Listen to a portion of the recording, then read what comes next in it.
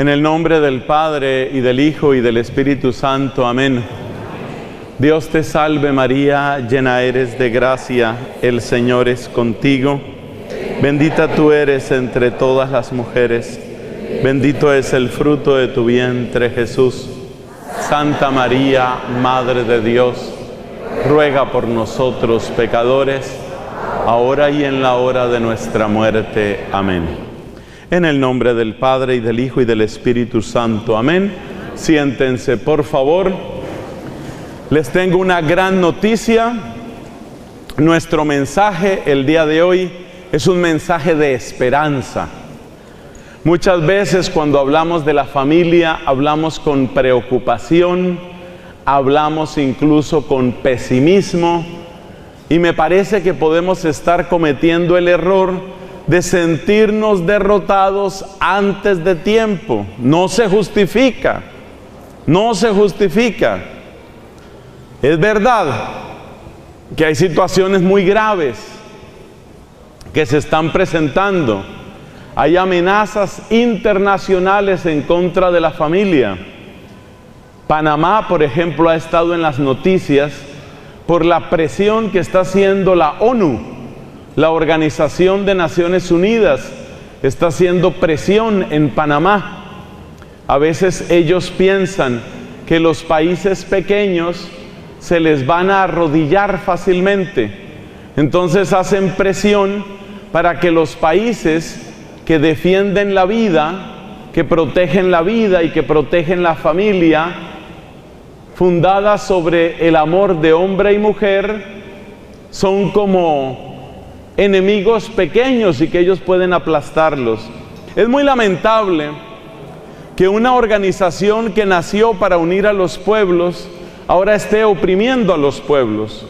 Pero la verdad es que está sucediendo, y la verdad es que nuestro vecino país de Costa Rica ha recibido una presión brutal en la misma dirección, y ahora Panamá está también bajo ese mismo torniquete. Es asfixiar al pueblo panameño y a obligar a que se le diga sí al aborto y sí a las demás enfermedades y plagas de la familia. Gracias a Dios hay una fuerza interna, hay una fuerza de amor en Panamá, y eso se nota en un encuentro como este.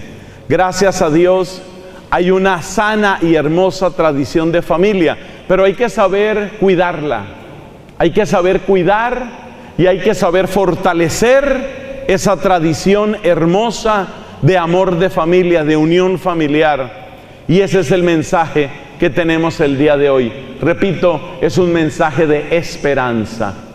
Es muy importante que el panameño de hoy tenga perfectamente claro cuáles son los enemigos que hay que vencer. No son personas, son pecados, son ideologías, son estructuras de maldad. Nosotros no tenemos nada contra las personas. Las personas son siempre amadas de Dios, pero una cosa es respetar y querer a las personas, y otra cosa es aguantar cualquier idea que vengan a imponer en el país. Y repito, hay instituciones internacionales, empezando por la misma ONU, hay instituciones que están presionando en una determinada dirección. La mejor respuesta, ¿cuál es? La mejor respuesta es la familia unida. Una familia unida y una familia feliz. Una cosa que siempre me ha impresionado, ya perdí la cuenta el número de veces que he venido a este hermoso país, aunque es la primera vez aquí en Penonomé. Creo que me estaba perdiendo casi lo mejor del país.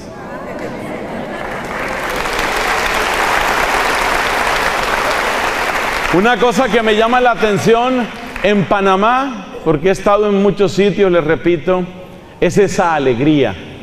Una alegría, una acogida, un cariño que existe no solamente para este servidor y tantos otros de Colombia, sino para muchas otras personas. Panamá realmente ha sabido convertirse en un lugar de acogida, de reconciliación, de amistad y de alegría. Entonces hay que fortalecer la familia, y por eso es el lema tan hermoso que tiene este encuentro: un paso por la familia. Vamos a dar un paso por la familia que tiene que empezar ¿cuándo? Tiene que empezar por la infancia y la juventud. Estoy feliz porque veo varios niños, niñas, jovencitos, adolescentes. Bien, muchachos, así se hace.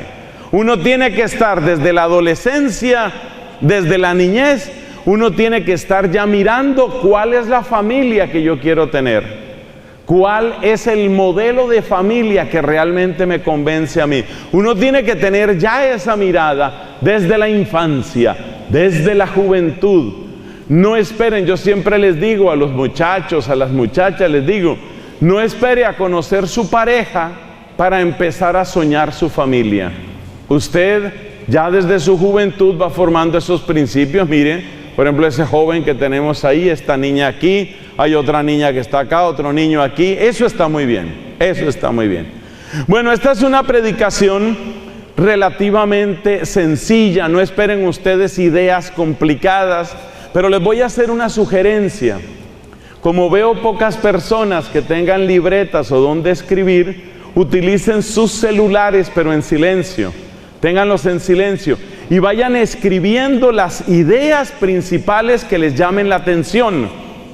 Porque he venido muy animado por el liderazgo del padre Saúl, nuestro párroco.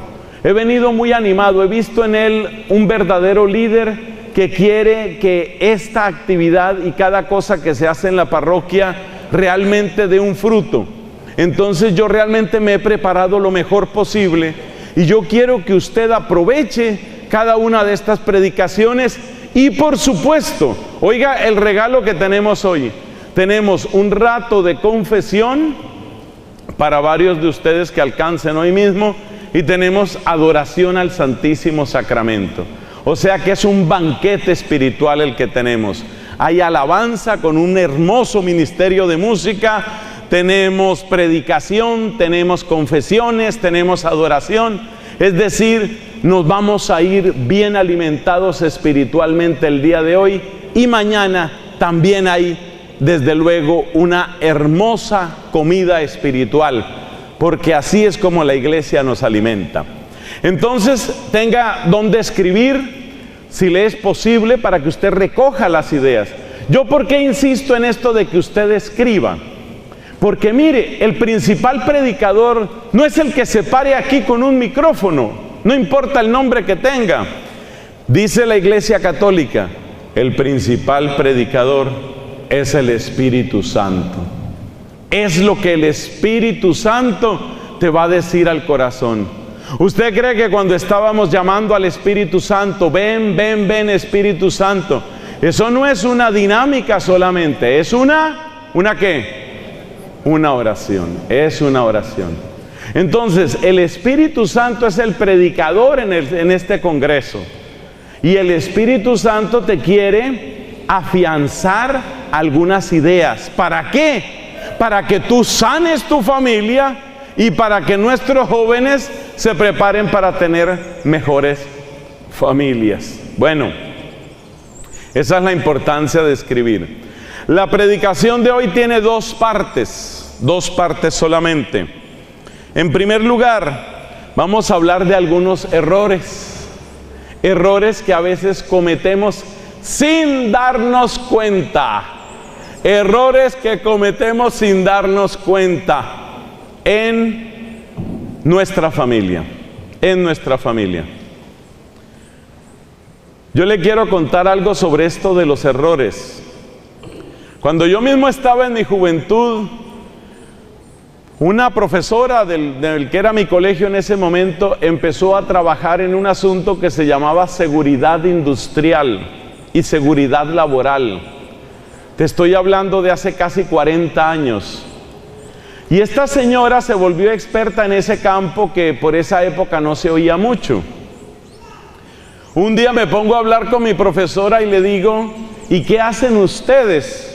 ¿En qué consiste eso de la seguridad laboral, seguridad industrial? Y me decía ella, lo más importante es ayudar a corregir muchas cosas que la gente hace sin darse cuenta y que pone en riesgo su salud o incluso su vida. ¿Cómo qué le digo? ¿Qué será lo que uno hace que no se da cuenta? Y me dio el ejemplo que nunca se me olvidó, por eso lo traigo hoy. Me dijo ella, la mayor parte de la gente cuando va a levantar un peso, dobla la espalda. Le pones un esfuerzo terrible a tu columna vertebral. Entonces vas a levantar un peso que pueden ser 10, 15, 20 kilos y doblas tu columna. Estás exponiéndote a un riesgo muy grande. Entonces dice ella, nosotros les hacemos caer en cuenta a los trabajadores, a los empleados, a los colaboradores, siempre que vayas a levantar algo, así sea de solo 1 kilo de peso, hay que doblar las rodillas. Tú doblas la rodilla, mantienes la espalda tan recta como puedas y de esa manera guardas tu salud. Pero si a uno no le dicen eso, uno sigue la vida entera doblando la espalda, haciendo mal la fuerza. Un día, Dios no lo quiera, usted dobla la espalda y no pudo ni levantarse. El daño está hecho. Usted tiene un desgarramiento, tiene una hernia discal y usted no se dio cuenta. Pero es que usted lleva demasiado tiempo cometiendo ese error. Entonces, la mayor parte de los errores que uno comete no es por malo. Yo no vengo aquí a decirle a usted que usted es un malo perverso. Yo estoy seguro que la inmensa mayoría de la gente tiene amor por su familia. Usted ama a su esposa, a su esposo. Usted quiere a sus hijos. Yo no vengo aquí a decirle que usted es una persona mala. La mayor parte de los errores los cometemos es por ignorancia. Nadie nos advirtió que había que tener en cuenta eso. Y como cometemos esos errores, ahí está un gravísimo peligro. Le doy solamente otro ejemplo reciente de esto de la seguridad industrial.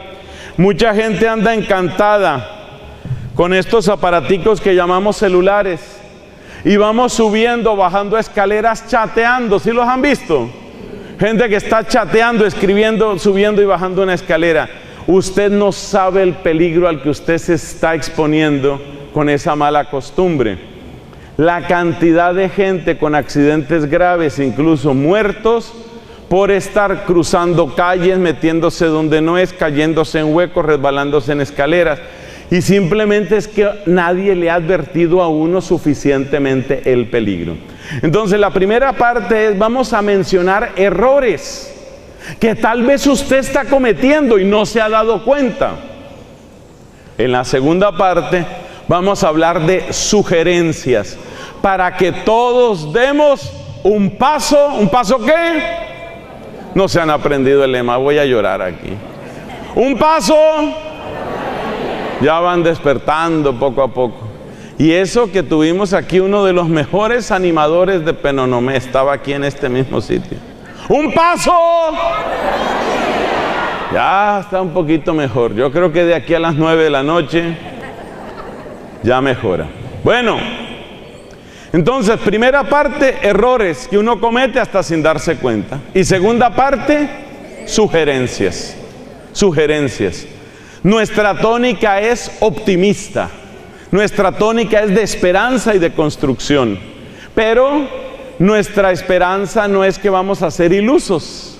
Nos damos cuenta que lo que está pasando en el mundo es grave y que los ataques, por ejemplo, contra este país son muy serios, muy serios. Errores, vamos a mencionar cinco errores. O sea que aquí los que están tomando sus apuntes ahí irán escribiendo. Primer error que cometemos en nuestras familias: imaginar que las cosas en la familia o en la sociedad se van a ajustar solas. Imaginar que las cosas en la familia o en la sociedad se van a resolver o se van a ajustar ellas solas. Le voy a hacer una comparación. Una persona puede tener, por ejemplo, un poquito de fiebre. Un poquito de fiebre, calentura llaman en algunas partes. Tiene temperatura, tiene calentura, tiene un poquito de fiebre. Esa fiebre normalmente está indicando que hay una infección. A veces la infección no es muy grave. Después de 2 o 3 días de malestar, sin mayor tratamiento, la persona superó esa crisis, está bien, come bien, volvió a sus actividades, no pasó nada. Pero otras veces una fiebre, incluso pequeña, puede ser señal de algo muy grave que está sucediendo. Entonces hay problemas, esto es para decir que hay problemas que se solucionan solos, podríamos decir con los recursos propios del organismo. Hay otros que requieren una intervención. Yo recuerdo un dolorcito que yo tenía en una encía. Claramente había un problema que estaba empezando, pero yo no sabía qué era. Y entonces me tomaba un analgésico, el dolor desaparecía 2 o 3 días, bueno, quién sabe qué será eso. Y estuve con ese juego, porque eso se llama un jueguito, estuve con ese jueguito del analgésico varios días. Una vez me agarró un dolor terrible. Corra para el odontólogo me lleva al especialista, un endodoncista. Padre, usted tiene un absceso terrible en esa quijada. Donde esto sigue así, usted puede perder hasta parte del hueso. Y yo lo estaba manejando que con un analgésico y cosas parecidas. Entonces, es verdad que hay problemas leves, pero a veces hay problemas muy graves que se están escondiendo. Y el primer error que cometemos en la familia es pensar que todas las cosas se van a solucionar solas. Cuidado con eso. He notado, dice una mamá, he notado a mi hija como un poco rara. Esta es historia de la vida real. La oí comentar en una misión en California. Comentaba una señora: he notado a mi hija un poco rara. No sé, la veo como muy aislada, muy callada. Llega de su colegio, se encierra en su habitación, vive metida en su celular, no sé qué. Resumiendo, la muchacha estaba consumiendo droga desde hacía muchos meses. Y lo más grave es que el círculo de indeseables, hombres y mujeres con los que ya estaba metida, era gente que tenía antecedentes criminales, es decir, una cosa sumamente grave. Entonces hay que tener cuidado, porque a veces uno dice, bueno, cosas de los jóvenes, ya le pasará. Mira, la frase más peligrosa con respecto a los hijos es esa frase, ya le pasará. Esa frase es muy peligrosa, porque así como puede ser una fiebrecita que no tenía ningún problema, puede haber algo grave que se está cometiendo ahí. Todos sabemos lo que está sucediendo en Estados Unidos, que prácticamente cada semana, cada 2 semanas, tristemente hay un tiroteo, una masacre en alguna escuela. Y con mucha frecuencia, no todas las veces, pero con mucha frecuencia, luego entrevistan a los papás, a los amigos, y decían, pues yo sí lo veía como un poquito raro, pero no sé, me parecía simplemente que estaba pasando por un mal momento, y el tipo ya mientras tanto mató 7, mató 10, mató 20. ¿Qué quiere decir eso? Que a veces tardamos en darnos cuenta porque pensamos que los problemas se van a arreglar solos. Esto vale no solamente para el caso de los hijos, esto vale también para los matrimonios. Muchas veces un proceso de separación empieza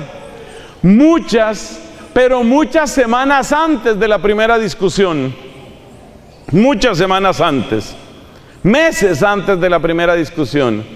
A veces nos empezamos a dar cuenta que está mal la relación de pareja porque estamos discutiendo mucho, porque ya incluso nos hemos gritado, padre.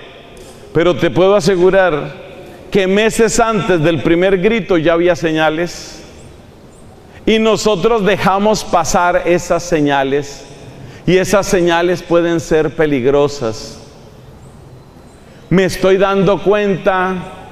Noto a mi esposa, dice un hombre, la noto como indiferente, la noto como distraída, como amargada. Bueno, mujer tenía que ser, y la dejan así. No, ahí puede haber un problema grave. Ahí puede haber un problema grave.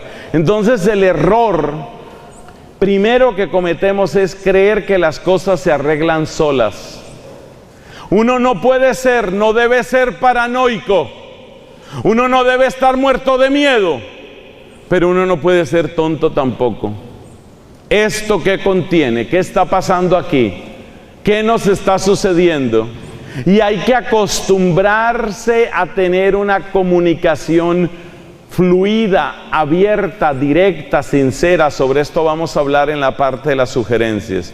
Entonces, el primer gran error es, no, eso los hombres son así. Todos los muchachos pasan por esas. Es que la niña está en su adolescencia y resulta que la niña en su adolescencia con un cajón lleno de anticonceptivos. Esa es la adolescencia. Esa es la adolescencia de tu hija. Entonces fíjate lo que está sucediendo y la gente no se da cuenta de lo que está sucediendo. Entonces a veces dejamos que los problemas avancen y tomen mucha fuerza porque tenemos esa falsa idea. ¿Cuál? La idea de que eso se arregla solo. Eso se arregla solo. No partas de la base de que las cosas se arreglan solas. Ese es el primer error. Segundo, pasamos al segundo error. El segundo error que queremos mencionar es que a veces nos limitamos a reaccionar. Hay una palabra muy bonita que hoy se utiliza mucho en psicología: ser proactivo. Proactivo. ¿Sabes qué es lo contrario de proactivo? Ser reactivo. Una persona reactiva es la persona que reacciona. Si te metes conmigo, yo reacciono. Pero resulta que se nos olvida que es importante ser proactivos. Ser proactivo es tener iniciativa. Precisamente ese es el título que tiene este encuentro: dar un paso, dar el paso que hay que dar. Ser proactivo. Además hay un peligro cuando una persona es reactiva. La persona está tratando de acomodar el mundo y acomodar a los demás a sus propios gustos. Fíjate que hay como una especie de epidemia de egoísmo en el mundo entero. Y cuando hablamos de egoísmo, hablamos de que todos nos volvemos reactivos. ¿Qué es ser reactivo? Un muchacho reactivo, ¿qué es?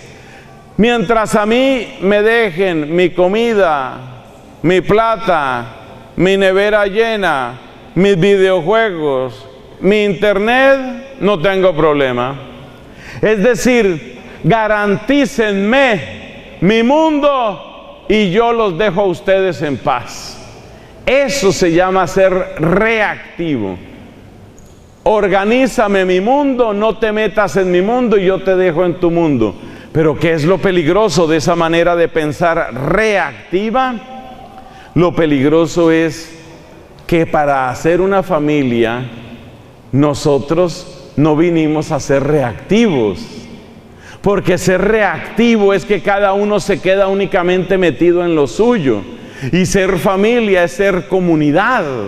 Y ser comunidad es poder salir uno de sí mismo.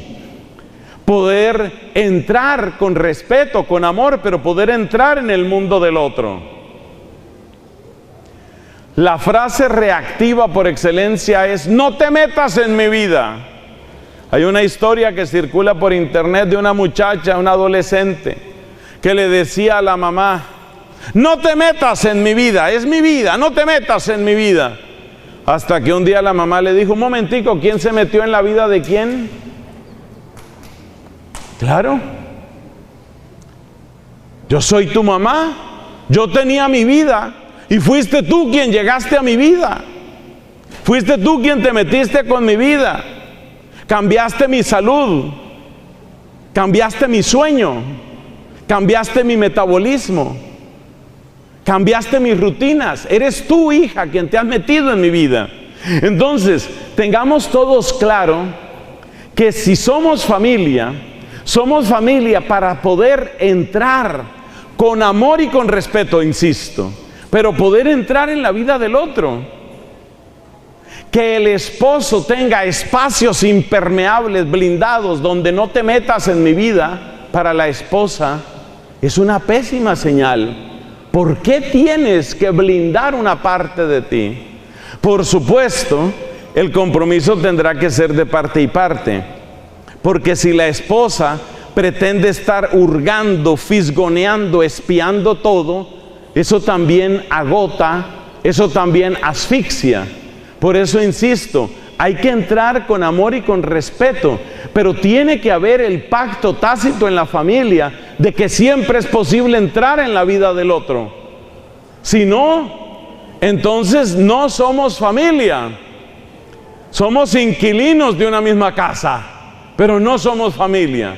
Casi siempre es la esposa, es la mamá la que se da cuenta que este es un modo muy triste de vivir. Y por eso esa frase tan conocida de las mamás: esto no es un hotel. Esa frase de las mamás es muy importante, porque ¿qué es un hotel? Un hotel es un edificio donde vive gente que no se conoce o no tiene por qué conocerse, y que no se quiere o no tiene por qué quererse, y donde nadie se mete con nadie. Si usted está en la habitación 311 del hotel y usted llega 10:30 de la noche a tocar en la habitación del 312, sí, ¿qué pasa? Te pregunta el señor que está ahí, que no tiene nada que ver contigo, que ¿qué le pasa a usted? No, pasé por aquí a conversar un rato. Sería ridículo, ¿no? Porque en el hotel nadie tiene que ver con nadie, no se supone, pues, no se supone, puede darse, pero no se supone. Entonces la familia no puede ser un hotel. La familia, mis hermanos, tiene que ser un espacio donde todos podemos entrar con amor y con respeto en la vida del otro. Esto incluye la pareja, esto incluye los hijos. En la predicación del día de mañana vamos a insistir en esa parte. Cómo es tan necesario abrir esos canales de diálogo con los hijos. Eso es indispensable. Que un hijo te pueda preguntar: papá, ¿y a dónde vas? Negocios, cosas. ¿Qué le estás diciendo tú con esa respuesta a tu hijo? No te metas, eso es lo que le está diciendo. Entonces, después de que el papá le ha dicho al hijo, durante 10 años, durante 13 años, durante 15 años, yo voy a mis diligencias, a mis negocios. Luego el papá le pregunta al hijo: hijo, ¿y qué es esa música que usted está oyendo? Mi música. Le da la misma respuesta. Tú me sacas de tu vida, yo te saco de mi vida. Entonces es muy peligroso esto de ser reactivos, esto de quedarnos nada más: garantícenme mi mundo y yo los dejo a ustedes en paz. No, eso no puede ser. Eso no puede ser, porque la familia no ha nacido para hacer coexistencia pacífica, sino comunidad de amor. Les repito la frase: la familia no ha nacido para hacer coexistencia pacífica. ¿Coexistencia pacífica qué es? Un hotel. En un hotel hay una coexistencia pacífica. Yo no pongo demasiado recio el volumen del televisor o del equipo de sonido por no fastidiar al vecino de la otra habitación. Coexistencia pacífica. Ese es el hotel. Pero la familia tiene que ser el espacio donde podemos preguntarnos, donde podemos interesarnos. No solo donde podemos, donde debemos dar el paso. Interesarnos por el otro. Eso lo vamos a plantear en las sugerencias. Entonces, segundo error: volvernos reactivos. A mí déjenme mi vida tranquila, yo le dejo su vida tranquila. Ah, bueno, perfecto. No, así no puede ser. Tercer error que cometemos. Ya que estamos hablando de comunicación, un error muy grave que cometemos es pretender que nos adivinen los demás. La mayor parte de los seres humanos, y muy especialmente nosotros los varones, somos malos para adivinar. Entonces a veces se presenta este diálogo que ya se da desde el noviazgo. Le pregunta él a ella: amor, ¿qué te pasa? Nada. Ese nada, ¿qué significa? Adivíname. O ese nada significa, tú tendrás que saber, ya deberías saber. Entonces, no ponga a la gente a adivinar. Es muy mala idea poner a la gente a adivinar, porque la gente suele adivinar mal. Y el que adivina mal se va a equivocar contigo, te va a lastimar, te va a desatender. Es mejor, si te das cuenta que no está llegando tu mensaje, que no te están entendiendo, que no están en la misma frecuencia, es mejor hablar las cosas con cierta claridad. La verdad, estoy disgustada, responde ella. La verdad, estoy disgustada. Luego, si quieres, hablamos más despacio de eso. Ya le dijo algo, por lo menos. Y luego conversan. Bueno, ¿y por qué te sientes disgustada? Porque siento que cada vez tenemos menos tiempo para nosotros y siento que tu única prioridad parece ser el trabajo, por decir algo. Entonces, fíjate, ahí, ¿qué está haciendo ella? Está construyendo un futuro. En cambio, si ella se encierra en que no, que él adivine, él tendrá que saber, tendrá que saber, tendrá que saber. Ataque cardíaco, nunca supo. No, eso no puede ser. No juguemos a que nos adivinen. De tantos psicólogos, yo no soy psicólogo de profesión, pero ustedes saben que al sacerdote le toca hacer muchas labores parecidas a las del psicólogo. De tantos psicólogos con los que yo he hablado, incluyendo de mi familia, tengo una tía psicopedagoga, tengo un hermano psicólogo, en fin. De tantos con los que he hablado, siempre que les pregunto, ¿cuál es la dificultad número uno en la pareja y en la familia? Siempre me responden, comunicación. La comunicación es vital. La comunicación es lo más importante. Y por eso yo les digo también a los papás, acostumbren a sus hijos y a sus hijas a que le den palabras a sus emociones. Esa es una recomendación ya práctica para quienes están tomando apuntes, como esta señora que tiene rostro de persona muy juiciosa. Escriba usted esa frase. La frase es ¿cuál? ¿Cuál fue la que dijimos? Acostumbren a sus hijos a que le den palabras a sus emociones. Pero eso hay que empezarlo antes de la adolescencia, ojalá. Porque normalmente la adolescencia trae un cierto silencio, que es silencio de perplejidad, que es silencio de reflexión, que es silencio de inseguridad. Es normal que haya una cierta introversión en la época de la adolescencia. Entonces, antes de la adolescencia, es muy importante que los que son papás o los que somos educadores, enseñemos a los hijos, a los alumnos, a las niñas, a los chicos, a dar palabras a sus emociones. No reciban como respuesta, ¿y cómo estás? Mal. ¿Y por qué mal? Oh, porque mal, todo mal. No, hay que llevar a la persona a que pueda darle palabras a las emociones.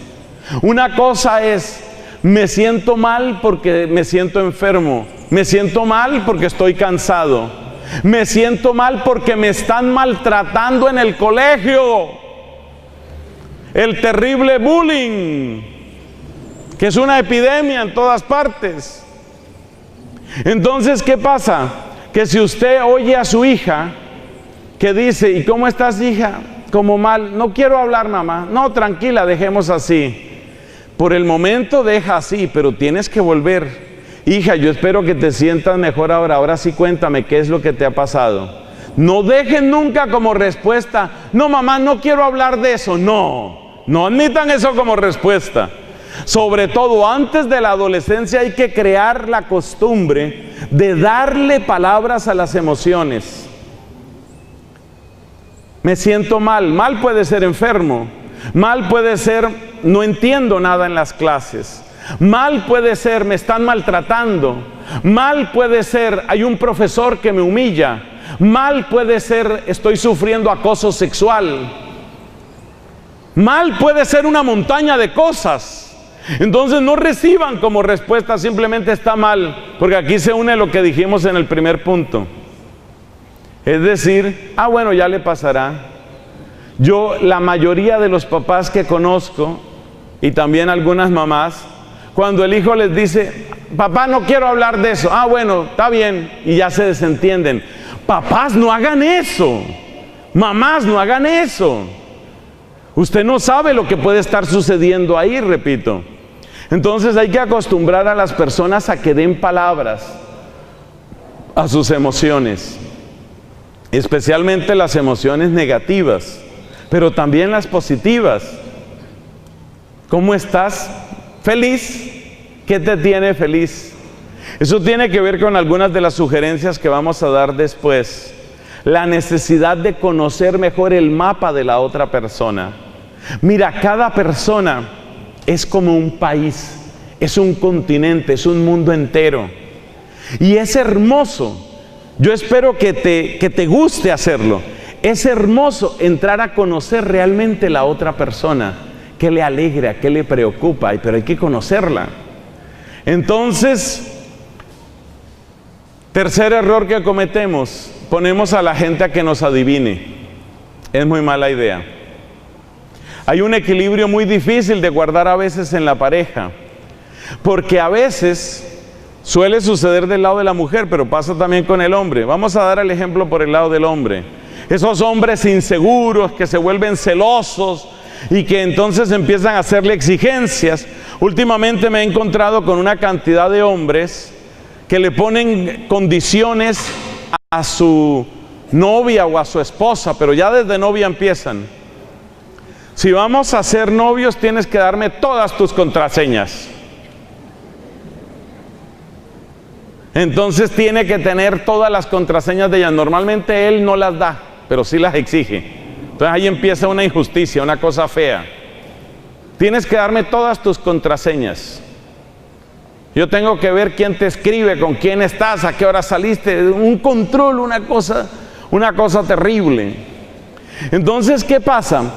Que casi siempre, cuanto más tratamos de asfixiar y de controlar a la otra persona, más se cierra a la otra persona.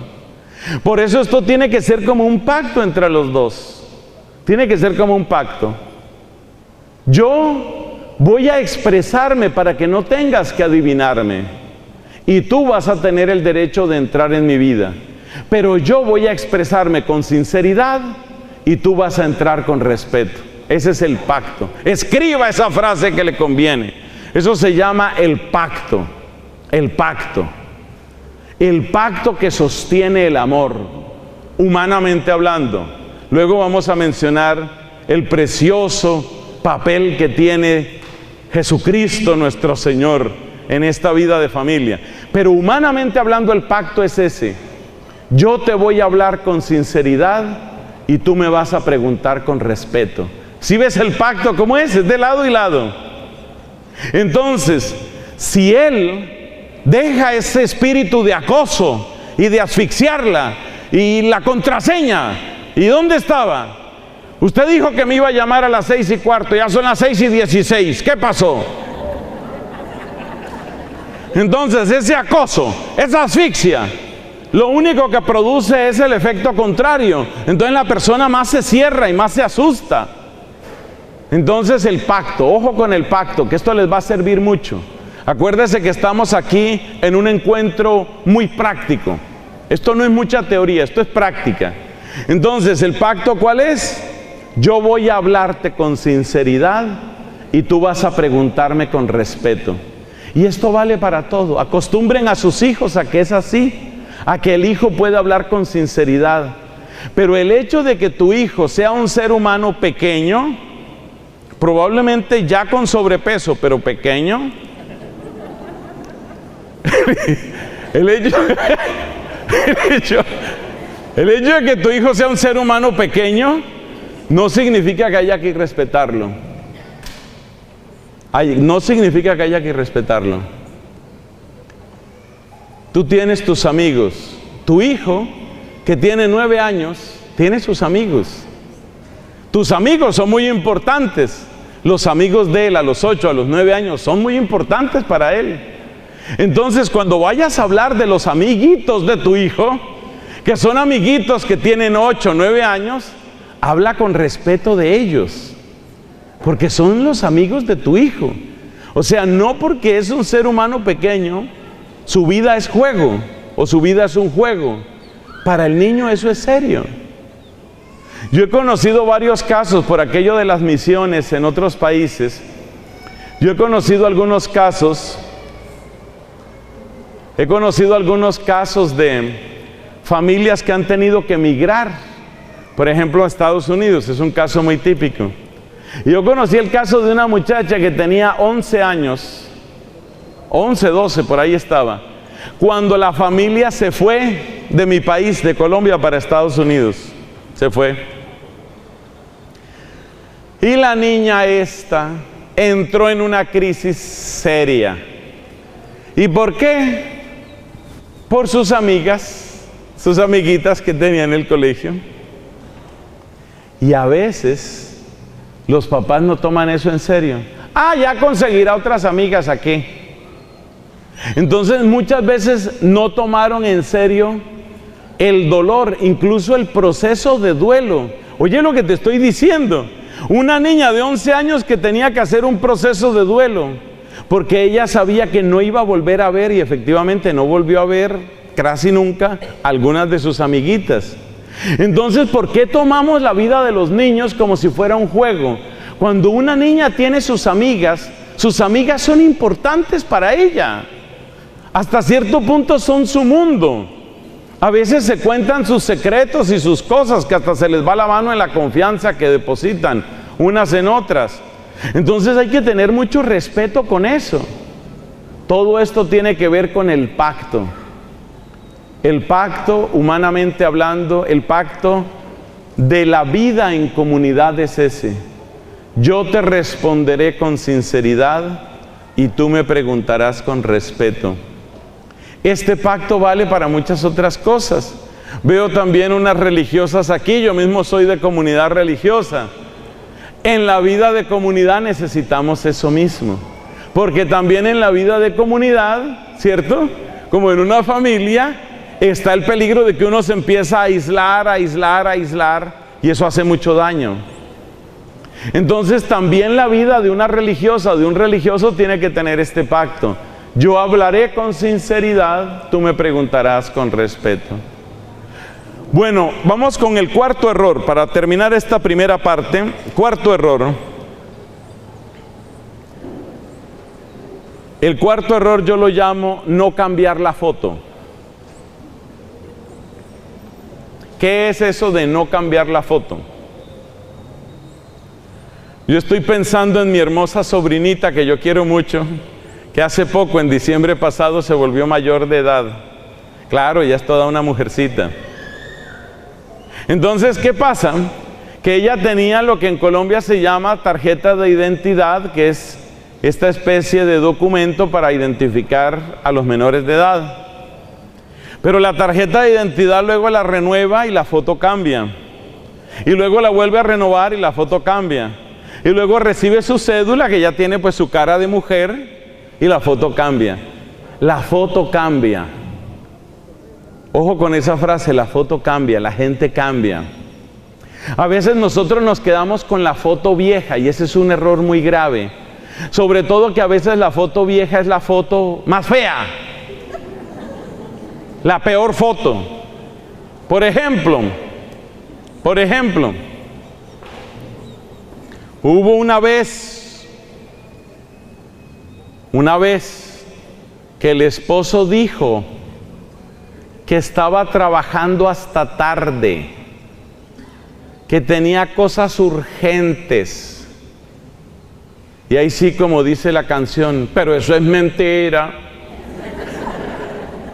Resulta que era mentira. Estaba empezando una relación ahí y la pantalla era tengo mucho trabajo. Eso produce dolor, decepción, discusión, violencia, herida. Fueron a un retiro espiritual, estuvieron en un congreso de matrimonios, hicieron oración. Eso vino un padre maravilloso que hizo oración por ellos de sanación. Ese hombre rompe en llanto, abraza a su esposa y le dice, mira, perdóname. Yo nunca tuve conciencia de todo lo que estuve a punto de perder, perdóname. Y ella rompe en llanto y entonces lo abraza y le dice, claro que sí, mi amor, este es un nuevo comienzo. Y mejor dicho, eso juntan abrazos, lágrimas, pañuelos faciales, todo. Qué linda historia. Ay, qué bonito se veían abrazaditos, reconciliados. Pero resulta que a veces no cambiamos la foto. A veces no cambiamos la foto. Entonces, después de eso, cualquier problema, cualquier duda, cualquier momento de discusión, ella vuelve y saca la foto. ¿No será que estás trabajando mucho otra vez? No. Vuelve la foto. Y ya eso se habló, ya eso se lloró. Eso tuvo mucha lágrima y mucho moco. Entonces, cuidado con eso de no cambiar la foto. Lo mismo con los hijos. Mire, hay papás que le han causado daño casi irreparable a sus hijos por eso. Porque el hijo era un irresponsable, porque la hija era una irresponsable. A veces pasa esto. Mire esta historia que es de la vida real. Una muchacha que resulta que en el bachillerato tuvo profesores muy regulares en el área de matemáticas. Y hay muchas mujeres a las que se les dificulta la matemática, quizás en promedio más que los hombres, quizás, eso cambia. Entonces a ella le costaba trabajo la matemática y le ponen unos profesores que realmente no estaban a la altura, que no tenían tampoco mucha capacidad de motivación. Entonces esta muchacha realmente siempre tuvo resultados malos, mediocres, regulares, mediocres, malos, siempre estuvo ahí como en el borde. El papá, con una gran formación científica, ve los pésimos resultados de la hija y entonces forma una foto. La foto es, ella no es tan inteligente, ella es mediocre. Es la foto que él se formó. Entonces tiene la idea que la otra hija, porque tenían 3 hijas, no hubo varones ahí, la otra hija que sí era buena en matemáticas, esa sí es la inteligente. Entonces fíjate que les ponemos rótulo a las personas y nos quedamos con una foto. Entonces en la mente de ese hombre que tenía 3 niñas, la mayor era la bruta, la del medio era la inteligente y la última era la astuta, la llamaba él. Y la astuta es porque sabía negociar, sacarle chiste a la cosa, no sé qué. No era buena, pero sabía, ¿no? Era astuta. Entonces para él, sus hijas, él formó esas fotos cuando la mayor tenía 16 años, la del medio tenía 13 y la otra tenía 10. Y se quedó con esa foto. ¿Qué quiere decir eso? Que los años pasan y es como si ese hombre tuviera un lente. A ver, ¿quién me va a hablar? Papi, quiero hablar contigo. Perdón, un momento, me pongo aquí el lente. ¿Va a hablar quién? Ah, la bruta. A ver, ahora sí. Entonces la mira a través del lente de es la bruta. Eso hace un daño brutal, terrible. La manera como nos acostumbramos a mirar a las personas hace un daño terrible, porque esa foto se convierte como en una prisión. Es como si tú cada vez que la otra persona te va a hablar, tú le echaras una reja, una cadena, no sé cómo decirte, como si tú la encadenaras a su pasado. por un error que cometió, por un periodo mal en su vida. Eso es muy peligroso. Yo he conocido casos de familias donde alguno ha tenido un mal desempeño económico, o sea, una quiebra. Y entonces la idea que hay es, este es el perdedor, porque tuvo una quiebra. Dios santo, ¿cuánta gente ha tenido una quiebra? Y muchos de los que hoy consideramos ricos han tenido momentos muy malos. Entonces, cuidado con las fotos, porque son errores muy graves y uno no se da cuenta de eso. Papi, quisiera pedirte ayuda para comprar un carro. Perdón, ¿estoy hablando con la bruta o con la inteligente? Con la inteligente. Claro, hijita, con mucho gusto. Con la bruta, no, yo creo que mejor no. Entonces fíjate cómo condicionamos y encerramos a las personas en una prisión mental. La verdad es que si nosotros aprendemos a mirar a las personas de otro modo, obtenemos también lo mejor de ellas y se sienten más libres con nosotros. Y aquí yo sí tengo que mencionar a Jesucristo, porque Él es el primero que da testimonio de eso. Y te voy a dar dos ejemplos de la Biblia que muestran cómo Cristo era capaz de vencer ese lente, de que ahora estoy hablando con el miserable, allí estoy hablando con el pecador, aquí estoy hablando con el fracasado. No, ese no es Cristo. Parece que Cristo al revés nos mira con unos lentes preciosos. Apenas empezaban a tratarse nuestro Señor Jesucristo y Simón Pedro, el pescador de Galilea. ¿Y qué le dice Jesucristo? ¿Tú vas a ser qué? Pescador de hombres. ¿Quién era Pedro en ese momento? Un pescador más en Galilea. Pero ya Jesús ya le veía el potencial, ya veía la posibilidad, ya veía más allá. Aunque un día fuera a traicionarlo, y seguro que Jesús podía sentir o presentir que iba a llegar esa traición. Pero Jesús no define a Pedro como el traidor. Pedro, ¿quién es? Pedro es el pescador de hombres, Pedro es la roca. Si tú miras las maneras como Cristo le habla a Pedro, es siempre sacando lo mejor de él. Qué hermoso que así aprendan a hablarse las parejas.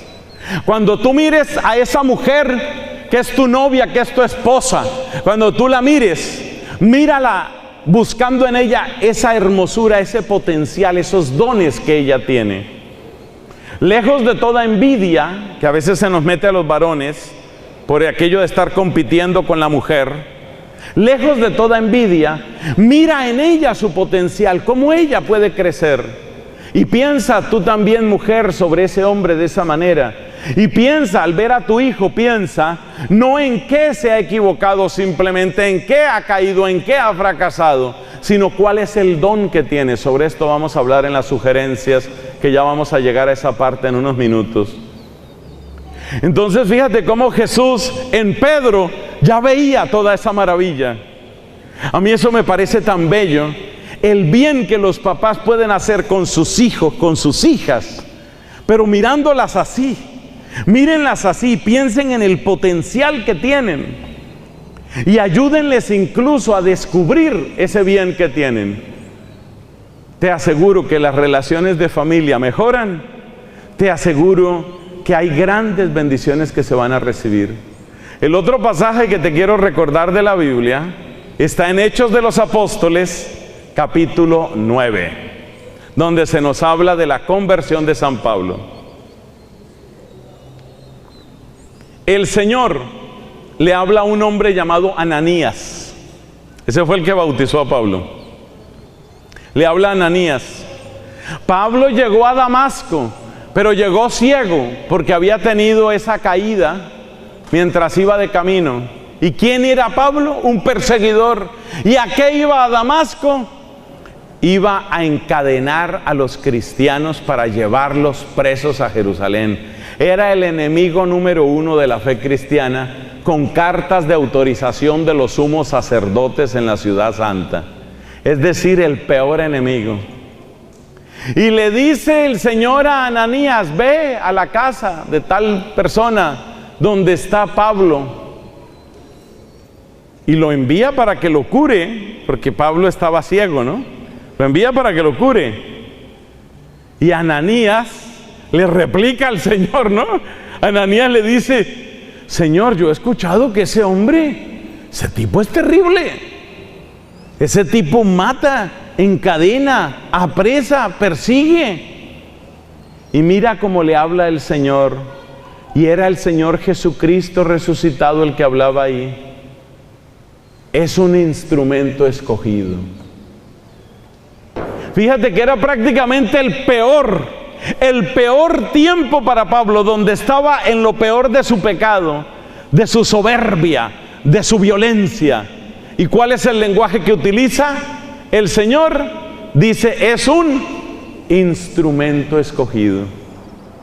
Entonces yo me hago esta pregunta, mirando por ejemplo a estos niños, niñas que están aquí, jovencitos, y también gente mayor, algunos ya bastante mayores, mucho, muy mayores. Mirando a esta gente, yo digo: ¿de cuántos? Y de los que están allá, no se les olvide por favor la gente que está allá en la parte de arriba, ¿no? Que los veo así como tristes porque no los menciono para nada. Mire, cuánta gente de estos que están allá, mis amigos, mire cuántos muchachos allá, bendito sea Dios. ¿De cuántos de ustedes dirá el Señor: es un instrumento escogido? ¿Saben una cosa?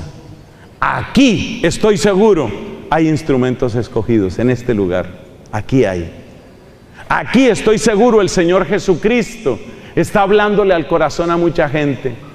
Y le voy a decir esto especialmente a mis amigos muchachos y jóvenes. Si quizás estás sintiendo en tu corazón: oiga, yo podría ser misionero, yo podría ser sacerdote, quizás sí. Quizás el Señor te está llamando. Entonces fíjate que el lente a través del cual miramos a las personas determina muchas cosas. Porque a veces miramos a las personas de ese modo. El peor error que he visto yo cometer un papá con las hijas es cuando intentan controlarlas. Es que esta historia es muy triste, pero la voy a contar para que aprendamos todos. Este es un papá, la mayor de sus hijos e hijas, la mayor de su descendencia era una mujer. Y este hombre, mujeriego además, obsesivo con controlar a la hija. Cuando un día la hija se va a una fiesta y llega tarde, el papá empieza a insultarla. Y lo más suave que le dijo es: usted se ha portado como una cualquiera.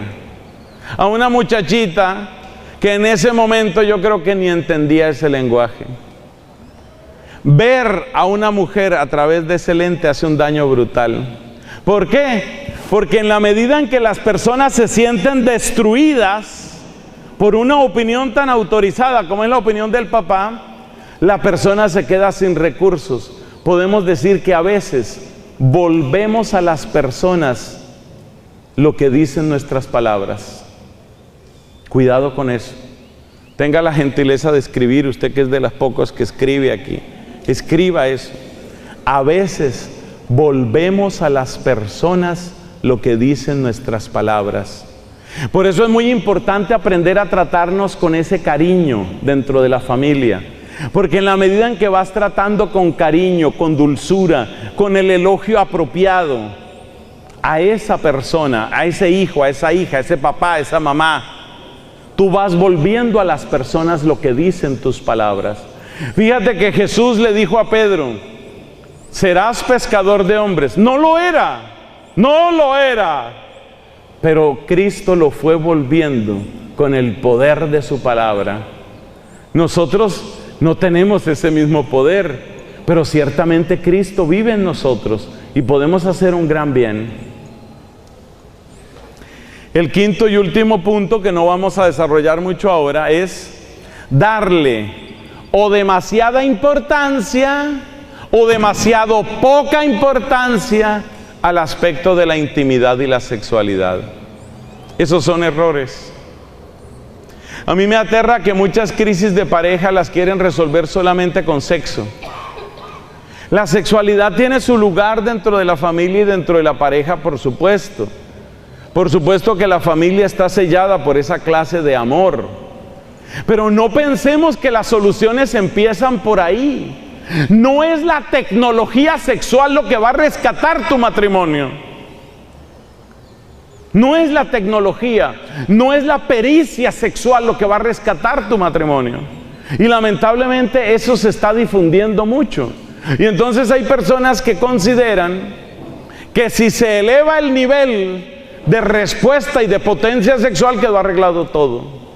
Y muchas veces lo que las otras personas están necesitando, especialmente sucede del lado de la mujer, es más cariño, más romance, más atención, más detalles, más amor. No me des únicamente sexo a otro nivel, un nivel potente. Eso puede tener alguna importancia, seguro que sí. Pero lo más importante no suele ser eso. Entonces es un error que se comete. ¿Y por qué lo menciono aquí? Porque lamentablemente los medios de comunicación nos presentan con frecuencia lo máximo de la vida de pareja en la vida íntima. Es solo un factor. Si ustedes me preguntan a mí, lo que yo he visto desde mi propia familia, papá y mamá, es que el tiempo compartido en comunicación es infinitamente más importante. Porque pasan los años y las otras dimensiones se van perdiendo o van declinando por la misma naturaleza. El mismo apetito tal vez va declinando, es natural. Entonces, ¿qué? Vamos a llenarnos aquí de pastillas para volver a tener 18 años, caray. No. Muchas veces la misma vida lo que te va llevando es a saber compartir más el tiempo. Mi madre murió hace 8 años. Y lo que yo puedo decir, entre tantas cosas lindas que yo puedo decir de mi mamita, es que sin la menor duda, era la mejor amiga y la mejor interlocutora de mi papá. Como bien decía mi hermano mayor, a ellos, papá y mamá, nunca se les acababa el tema. Nunca se les acababa el tema. Esto es vital, hermanos, esto es vital. La comunicación es mucho más importante. Eso, por más pastillas que usted se meta, le aseguro que su tiempo de intimidad y de respuesta potente será unos minutos.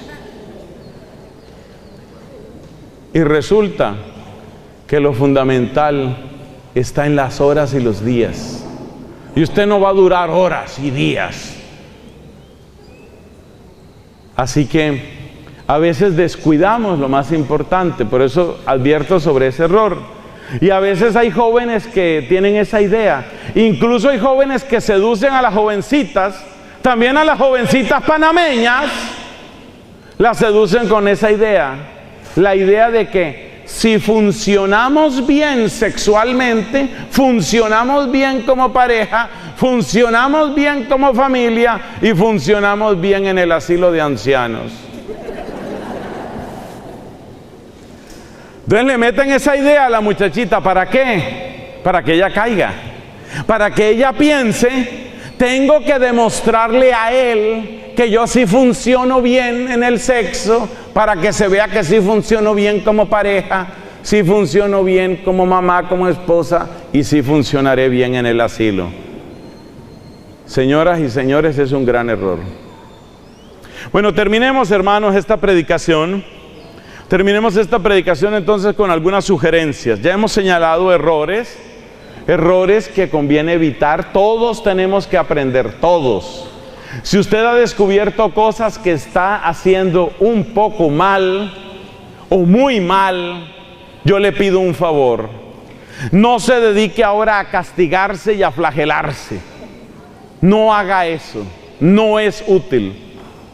Simplemente recuerde, La mayor parte de los errores uno los comete por ignorancia. Y esa es la bendición que nos ha traído nuestra parroquia. Y yo estoy muy feliz de la concurrencia y espero que mañana pueda venir más gente todavía. Esto es muy hermoso, esto es muy importante, porque estas son las lecciones de vida. Esto es lo que uno necesita para la vida, como pareja, como familia. Sugerencias. Las sugerencias van a ser 6, para que le ganen a los errores que eran 5. Primera sugerencia. Parece obvia, pero a veces uno tiene que aprender lo obvio. Primera sugerencia. Tu familia merece tiempo. Tu pareja merece tiempo. Tu hija merece tiempo. Tu hijo merece tiempo. Y te digo otra cosa para que la escribas ahí. Óyemela bien, por favor. Nada puede reemplazar el tiempo, nada. Una tentación muy grande, sobre todo las familias que tienen más o menos algunos ingresos económicos, es querer reemplazar el tiempo con cosas. Entonces, durante el año casi no me vieron mis hijos. Pero llega Navidad, aquí tienes el iPhone de última generación, aquí tienes la Xbox, aquí tienes el plan de datos. Eso sí, no te comuniques conmigo que vivo muy ocupado. El tiempo no se reemplaza con nada. Como ustedes se habrán dado cuenta en este momento, los que no me conocían, yo tengo una especial predilección por nuestra gente joven. Tengo un amor que no viene de mí, no es simpatía. De hecho, la mayor parte de los jóvenes me caen mal. No, tampoco. Un amor que viene de Cristo. Un amor que viene de Cristo hacia nuestra juventud. Y yo les digo una cosa. Por ese amor que Cristo me ha dado hacia nuestros muchachos,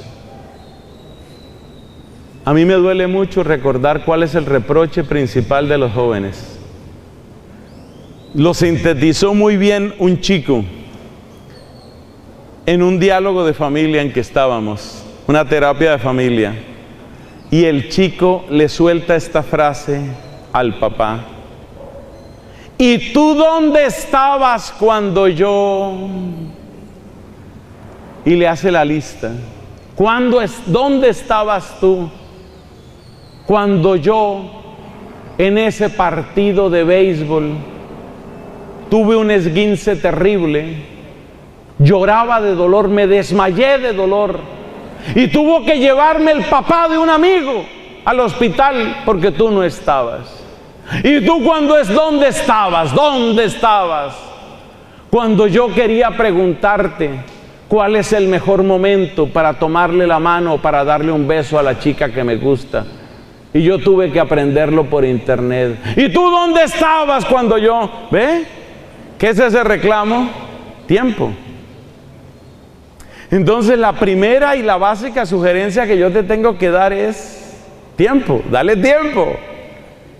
Ojo, tiempo a cada uno. Tiempo a cada uno. Entonces con la pareja, por ejemplo, con tu esposa, tiempo.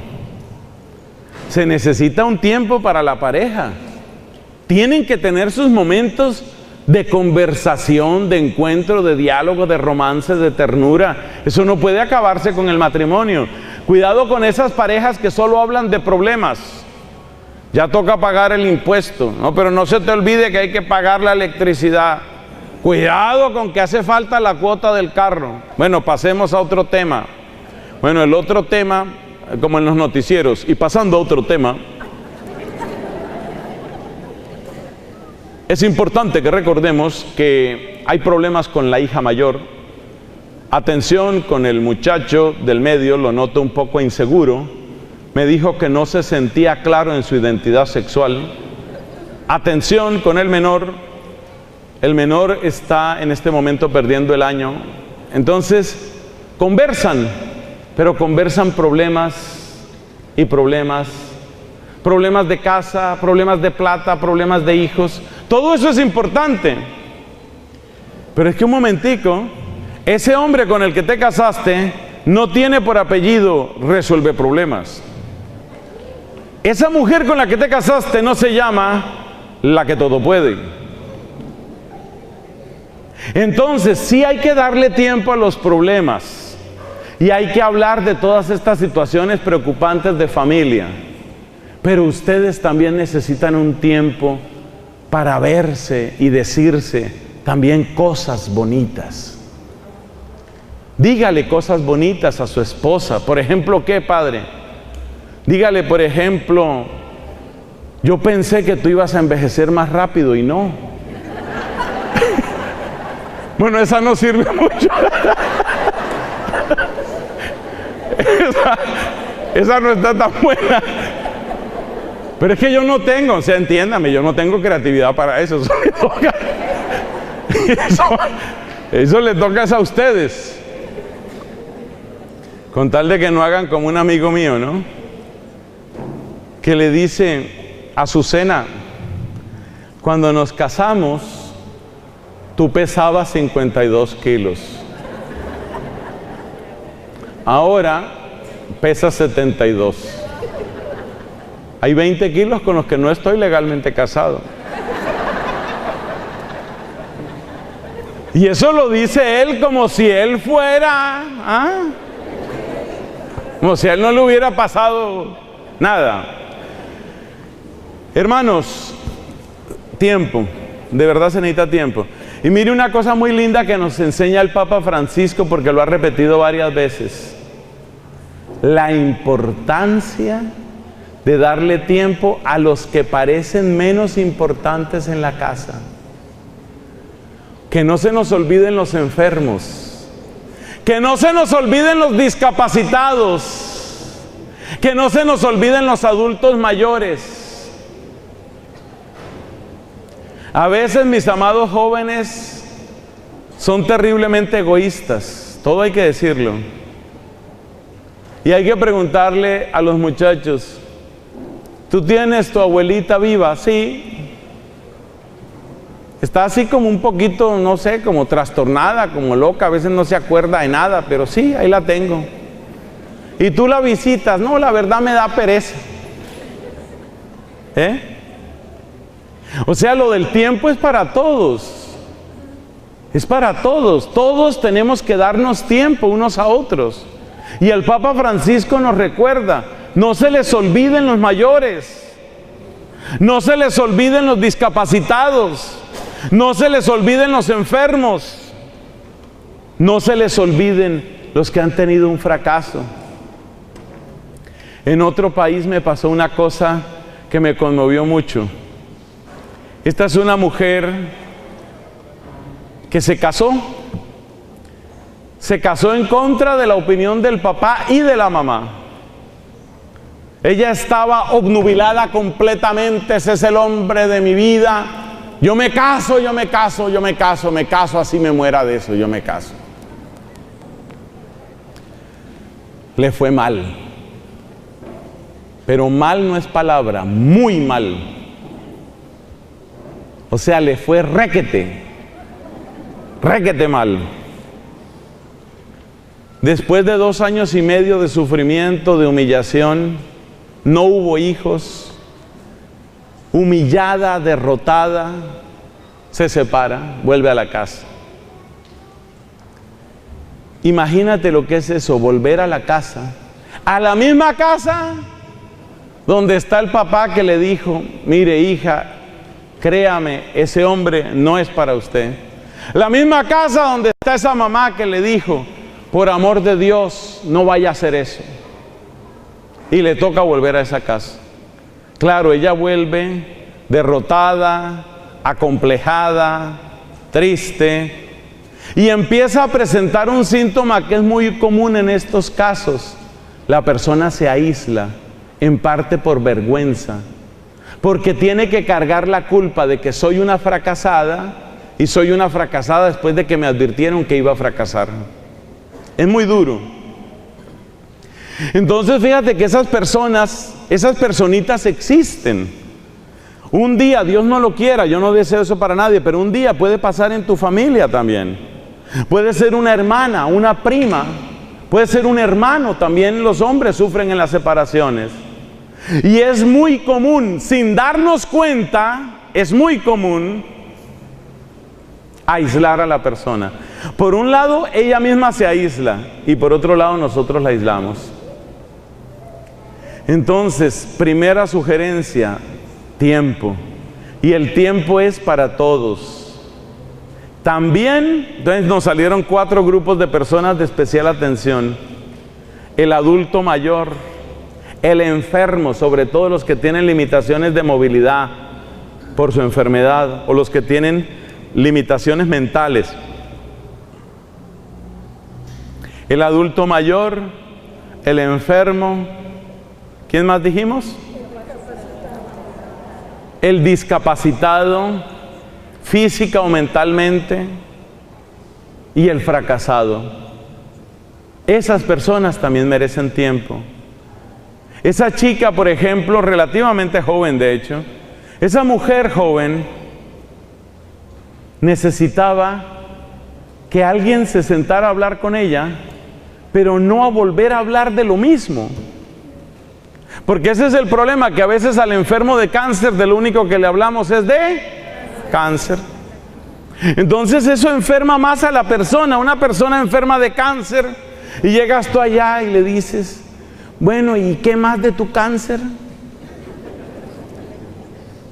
No, pues diagnóstico está complicado. Ah, bueno, porque ya hubo una vecina que se murió de un cáncer terrible, terrible.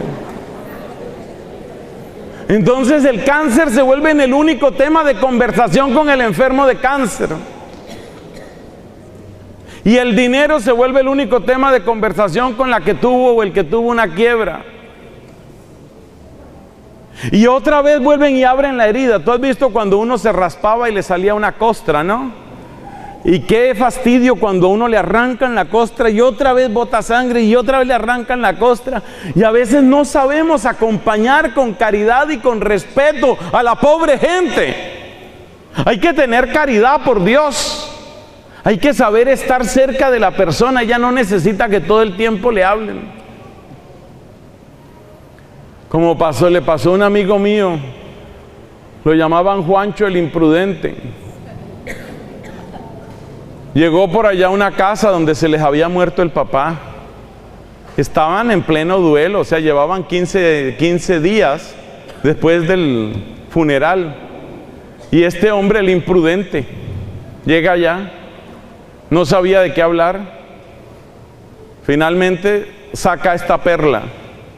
Ajá, ¿y qué han sabido del difunto?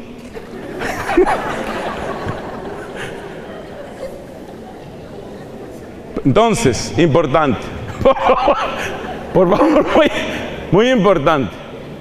El consejo fundamental, ¿cuál es? ¿Cuál es?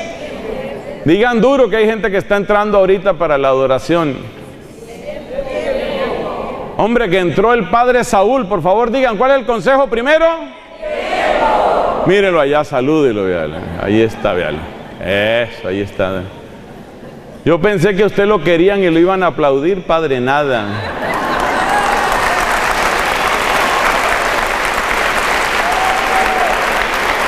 Entonces, lo primero es, necesitamos tiempo. ¿Cómo se cuida la familia? Dando tiempo.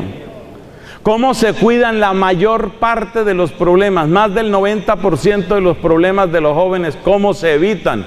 Tiempo, tiempo y tiempo. Segunda sugerencia. Hazte preguntas. Fíjate cómo está redactado, ¿no? Hazte preguntas. No es solamente haz preguntas a la otra persona, hazte preguntas. ¿Qué queremos decir con hazte preguntas? Que a veces no conocemos a las personas que tenemos cerca, no las conocemos. Y como no las conocemos, las imaginamos, las suponemos y nos equivocamos. Hazte preguntas. Entonces, hazte preguntas es, por ejemplo, mire, aquí tengo una pequeña lista. Hazte preguntas. ¿Cuál es la alegría de esta persona? ¿Cuál es su preocupación? ¿Qué significa éxito para él o para ella? ¿Qué le aumenta o le pone en riesgo su autoestima? Esas preguntas son importantes.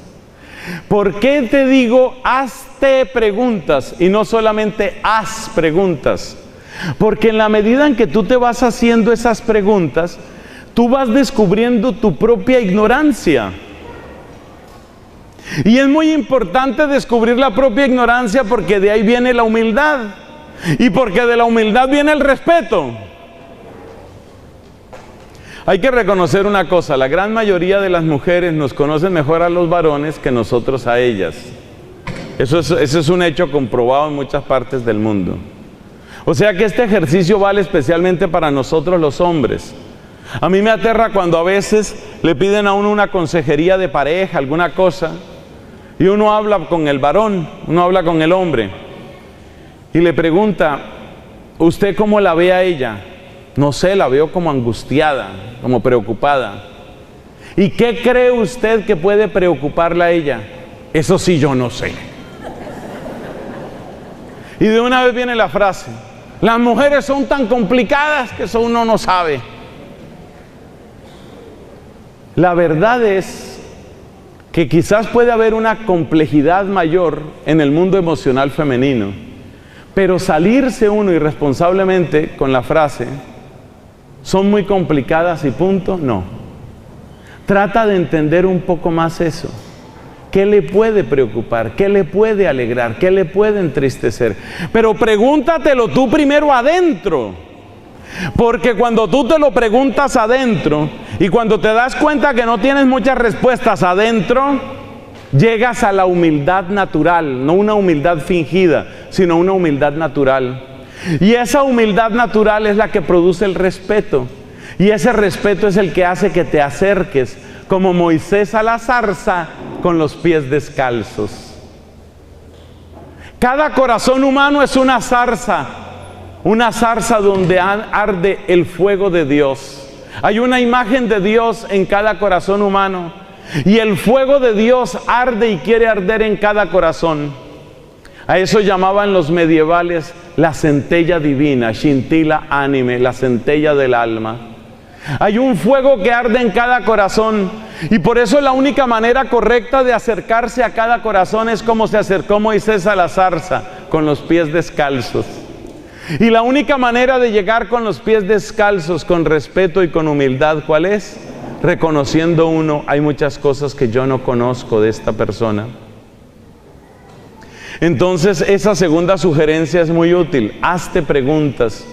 Descubre cuántas cosas ignoras y descubre cómo hacer feliz a la persona.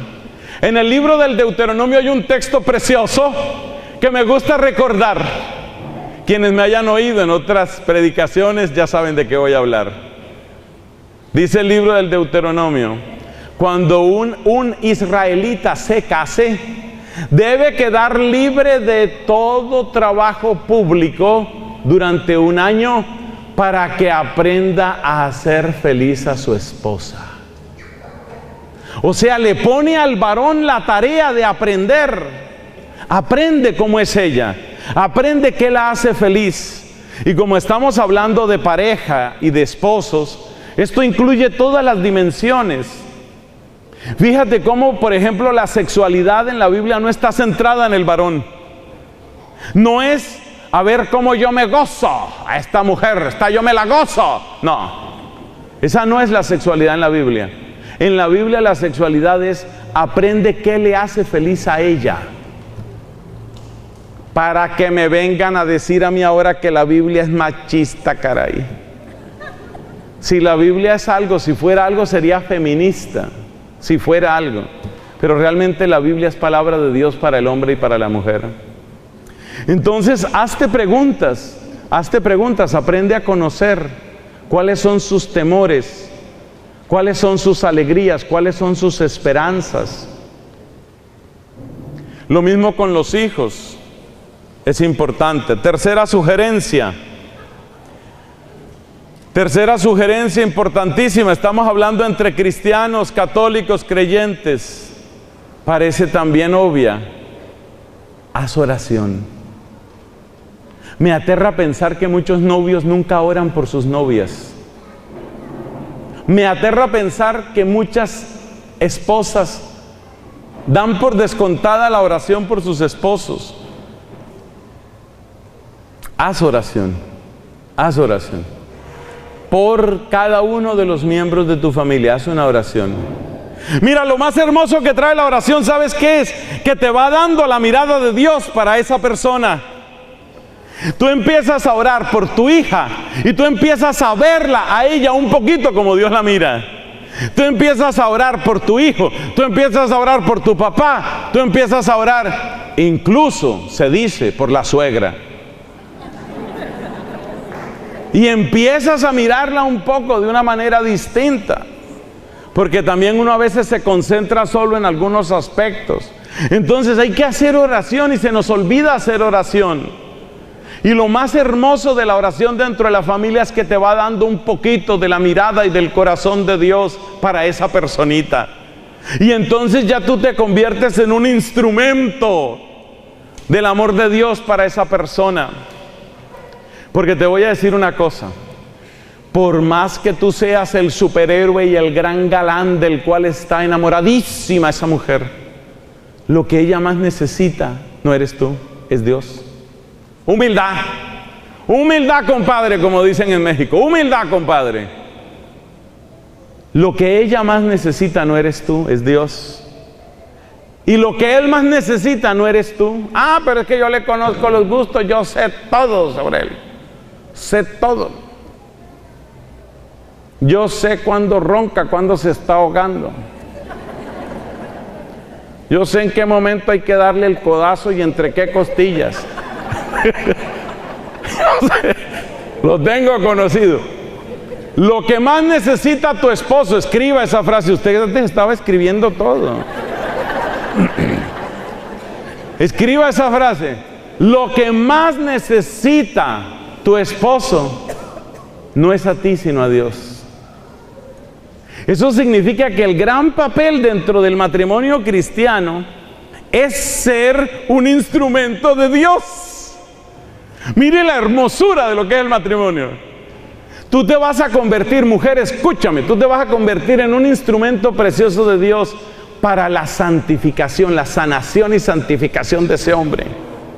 Y él se va a convertir en un instrumento de santificación. No dije de martirio, dije de santificación para ti. Es una belleza. Entonces la oración es clave y la gente no ora por la esposa. No, ella ya sabe lo que tiene que hacer. La estás tratando como si fuera una empleada, un satélite que tiene que girar alrededor tuyo, ¿no? Es una hija amada de Dios Padre. Es un templo del Espíritu Santo. Dios tiene un plan para ella. Dios tiene un plan para él y para cada uno de los hijos. Y cada uno es precioso en la presencia del Señor. Cada uno es precioso. Y así tenemos que mirarlos. Pero esa mirada no nos sale de la carne y de la sangre, no sale eso. Jesús le dijo a Pedro, eso no te lo ha revelado ni la carne ni la sangre. Hay cosas que las tiene que revelar Papá Dios. Cuarta sugerencia.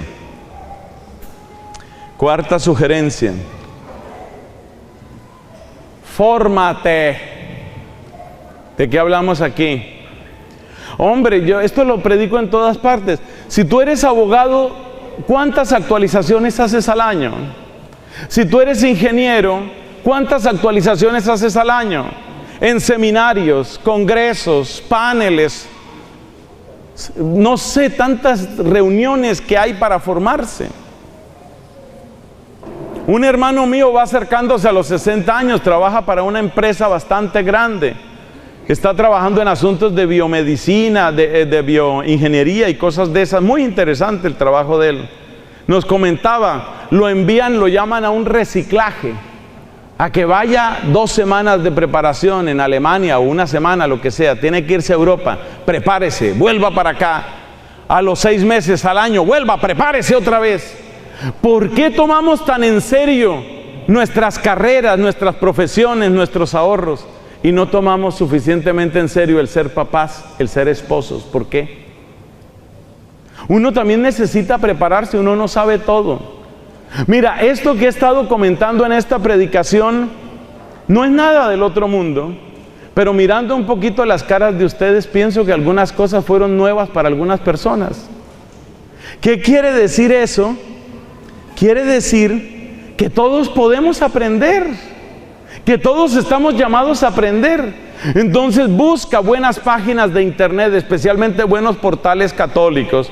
Busca buena asesoría en temas de estos psicológicos y de psicología de familia.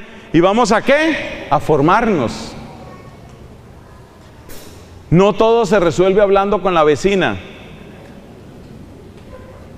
Vecina, ¿qué hago con esto? Parece que mi hijo está consumiendo droga. ¿Usted qué cree que debo hacer? No todo lo sabe la vecina, no todo lo sabe la mamá, no todo se resuelve con una llamada telefónica. Incluso les digo con humildad, no todo lo sabe el sacerdote. Varias veces yo he tenido que remitir a las personas a que vayan a otros profesionales, especialmente en los temas delicados de las adicciones. Yo sé que el tema de la adicción no es un tema menor. Una adicción no es una cosa de juego, no es para tratarla fácilmente ni con 2 o 3 consejitos y 3 avemarías. Eso es muy duro, es complejo. Entonces necesitamos, ¿qué necesitamos? Formarnos. Necesitamos formarnos. ¿Cuántos consejos van? Ah, bueno, sí están atentos todavía. Quinto consejo. Cuenten sus historias a sus hijos. Háblenles a sus hijos de sus historias. De los recuerdos, yo tengo todavía a mi papá vivo en el momento de esta grabación. Solo Dios sabe cuánto tiempo nos lo deje. Mi querido papito está por cumplir 86 años de edad. Yo disfruto cada conversación con él y él cuenta sus historias. También de la época dura, porque muchas veces nuestros papás han tenido que pasar por épocas muy duras. Hace poco en una conversación que tuvimos, él me decía, hubo un tiempo en el que tuve que pasar física hambre. ¿Tú crees que yo me siento avergonzado de mi papá porque me haya dicho eso? Más orgulloso me siento de él. Cuenten sus historias. Es un camino muy suave y muy bello para abrir la confianza, especialmente en los menores. Cuenten sus historias. Esa actitud es proactiva, lo que decíamos al principio de esta charla. Y la última recomendación, señoras y señores, esto va llegando a su final. Última recomendación, evitemos 2 extremos. Imponernos en la vida de las personas o abandonarlas. Evitemos esos 2 extremos. La gente te necesita. Tu esposa, tu esposo, tus papás, tus abuelos te necesitan.